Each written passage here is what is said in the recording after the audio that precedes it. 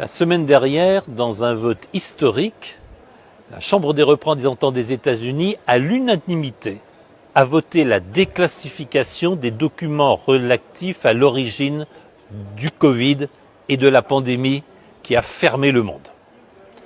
C'est une décision majeure et c'est une décision à laquelle nous, Européens, devrions réfléchir. J'ai trop souvent critiqué les États-Unis pour ne pas savoir en faire l'éloge quand ils le méritent.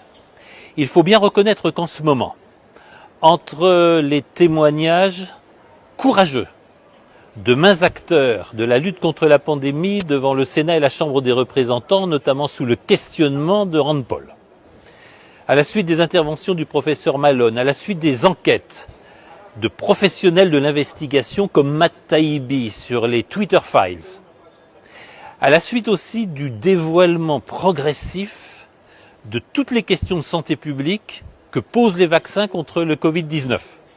Je citerai simplement un projet de loi aux États-Unis qui interdit aux personnes vaccinées de donner leur sang.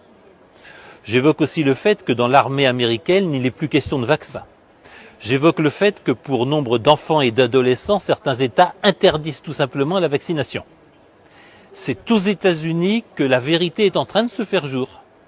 C'est aux États-Unis que les chiffres de mortalité d'athlètes de haut niveau, de jeunes en pleine santé, commencent à être dévoilés. Et c'est aux États-Unis que commence à se faire jour cette vérité dérangeante.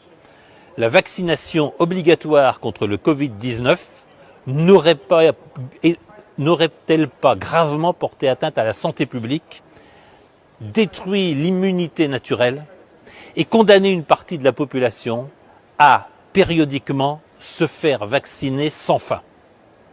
C'est une manne pour Big Pharma, c'est un problème majeur de détournement de la santé publique. Le coup d'État récent de l'Organisation mondiale de la santé qui prétend gérer d'un point de vue mondial et global la santé dans tous les pays du monde va encore accentuer le débat. Il faut pour une fois saluer les États-Unis parce que oui, c'est là-bas que la quête de la vérité l'emporte. C'est là-bas que des enquêteurs courageux sont en train de faire émerger la partie cachée de l'iceberg du vaccin. Et c'est peut-être des États-Unis que viendra une lumière que l'Union européenne a toutes les raisons de redouter, que beaucoup d'États ont toutes les raisons de redouter, mais qui est une question de santé publique et, j'ose le dire, une question de salut public.